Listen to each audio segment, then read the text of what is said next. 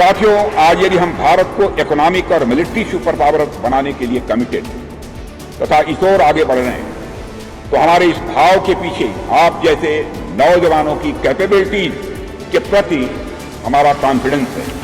इसलिए आप जैसे काबिल नौजवानों की कैपेबिलिटी को बढ़ाने के लिए हम लोगों ने स्टार्टअप कल्चर एवं इनोवेशन इकोसिस्टम को बढ़ावा दिया। सरकार के इफर्ट्स और नौजवानों के इंटरप्रेन्योरशिप के चलते आज हमारे पास 1 लाख से अधिक स्टार्टअप्स हैं और अप्रॉक्सिमेटली मोर देन 100 यूनिकॉर्न्स भी इस समय भारत में। आप आए दिन न्यूज़पेपर और विभिन्न मीडिया प्लेटफॉर्म्स पर यह पढ़ते हैं या सुनते होंगे कि सरकार डिफेंस सेक्टर में इनोवेशन को बढ़ावा दे रही है। हमने डिफेंस इंडस्ट्रियल कॉरिडोर में स्टार्टअप्स के माध्यम से इनोवेशन को प्रमोट किया है। आईडेक्स ऐसे ही इनोवेशन को बढ़ावा देने के लिए डिफेंस मिनिस्ट्री का एक बहुत ही अनूठा कदम है और डोमेस्टिक डिफेंस मैन्युफैक्चरिंग पर ध्यान देने का ही साथियों यह रिजल्ट है। पहली बार हमारा डोमेस्टिक डिफेंस प्रोडक्शन 1,08,000 करोड़ पहुंच गया है, जो इसके पहले कोई कल्पना भी नहीं कर सकता। साथ ही हमारी सरकार ने इस पे एक कदम आगे बढ़ाकर डिफेंस एक्सपोर्ट पर भी पर्याप्त ध्यान दिया है। भारत के डिफेंस एक्सपोर्ट का कुल वैल्यू जो 2016-17 में 1,521 करोड़ रुपए हुआ करती थी, वह 22-23 में करीब 10 टाइम्स बढ़कर 16,000 करोड़ पहुंच गई है। और मुझे कहते हुए यह खुशी हो रही है कि यह सब आप जैसे नौजवानों की ताकत और आप लोगों के कमिटमेंट का ही यह रिजल्ट है। साथियों, न केवल डिफेंस इंडस्ट्रियल डोमेन बल्कि आप सभी एरियाज में यह पॉजिटिव ट्रेंड भारत में इस समय देख सकते हैं।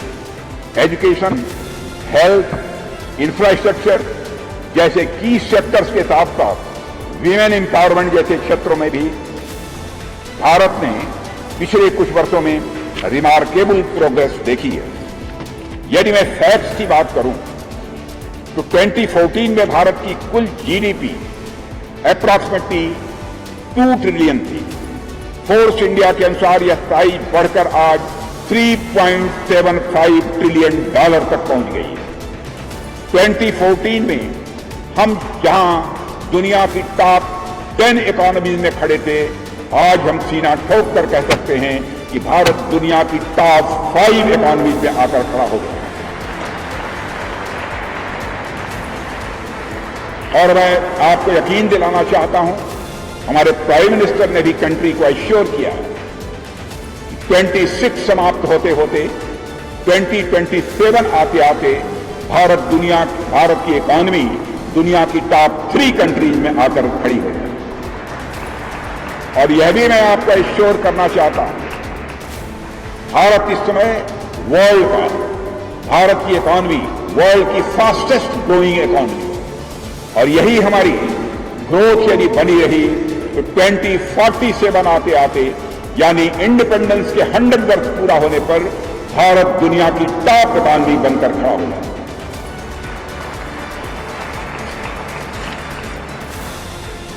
और यह केवल मैं नहीं कह रहा, इसका indication international monetary fund, world bank और मॉर्गन स्टैनले जैसे इकोनॉमिक ऑर्गेनाइजेशंस भी इस समय दे रहे हैं और इसके पहले भी दे चुके हैं। मेरी तो यही एम्बिशन है कि हम इसी प्रकार से आगे बढ़ते रहे तो सचमुच 2047 तक, जैसा मैंने कहा, कि हम दुनिया की सबसे बड़ी इकोनॉमी के रूप में इमर्ज होकर ही रहेंगे। अब हमारी एस्पिरेशंस बढ़ी है, हमारे ड्रीम्स हैं, तो हमें हार्ड वर्क करना ही होगा। और आप जानते हैं, कुछ हासिल करने के लिए हार्ड वर्क करना ही पड़ता है। सोच लेने भर से किसी भी कामयाबी को हासिल नहीं किया जा सकता। जैसे वे सोते हुए लायन, सोते हुए टाइगर के मुंह में हिरण अपने आप नहीं आ जाता है, उसे भी मेहनत करनी पड़ती है। आज जब आप लोग अपने एग्जामिनेशंस पास कर डिग्रियां प्राप्त कर रहे हैं, तो आपसे बेहतर इस बात को कौन जानता है कि बिना हार्डवर्क के गुड रिजल्ट नहीं मिलता है।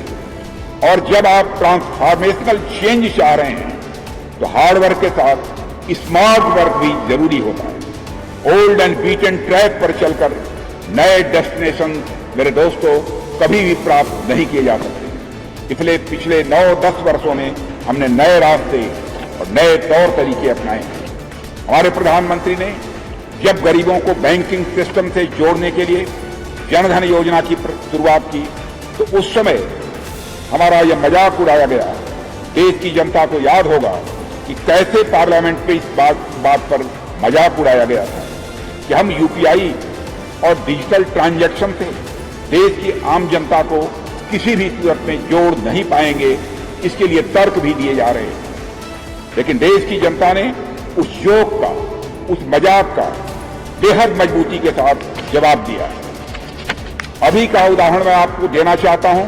आपको जानकर खुशी भी होगी, आपको जानकर आश्चर्य भी होगा कि बीते नवंबर के महीने में, जो अभी नवंबर महीना समाप्त हुआ है, में रिकॉर्ड 1100 करोड़ से भी अधिक ट्रांजैक्शंस यूपीआई के माध्यम में भारत में हुए हैं,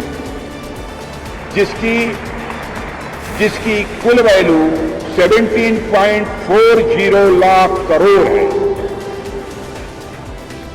यह एक मेजर अचीवमेंट है। दुनिया में किसी देश में भी यूपीआई के माध्यम से इतने बड़े ट्रांजैक्शन नहीं हुए हैं जितने कि भारत में।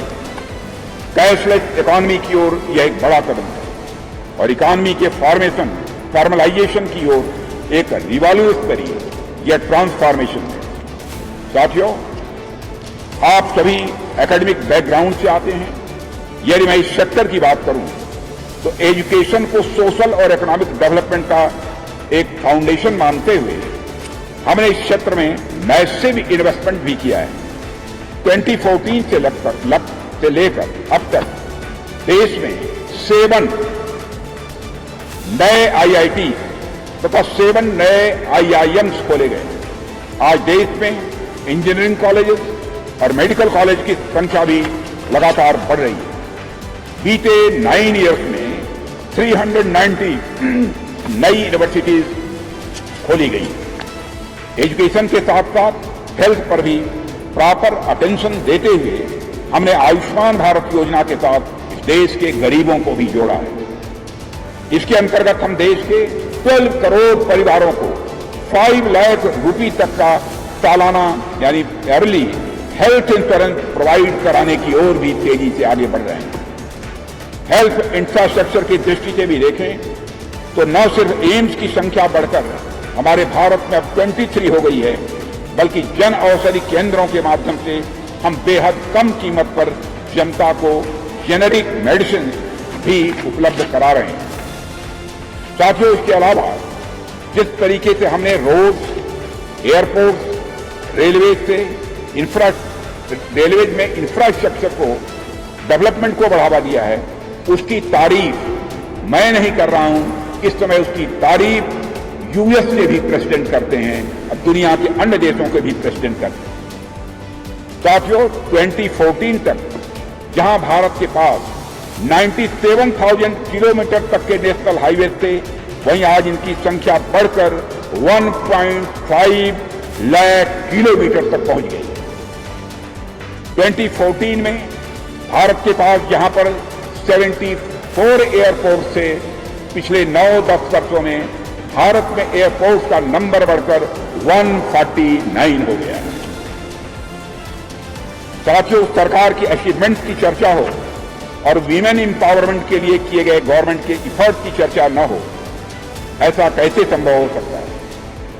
नारी शक्ति को उनके जिन सोशल एंड पॉलिटिकल राइट्स से आज तक डिप्राइव रखा गया था, हमारी सरकार द्वारा देश की महिलाओं को उनको राइट्स दिलाए जा रहे हैं। नई संसद के उद्घाटन के समय ही आप लोगों ने देखा कि हमने नारी शक्ति बंधन अधिनियम को पारित करके महिलाओं को वह पॉलिटिकल राइट दिया है जिससे उन्हें डिकेड से डिप्राइव्ड रखा गया। सिर्फ पॉलिटिकल एरेना में ही नहीं, बल्कि हमारी सरकार ने मिलिट्री डोमेन में भी महिलाओं को रिप्रेजेंटेशन की एक उचित व्यवस्था प्रारंभ की है।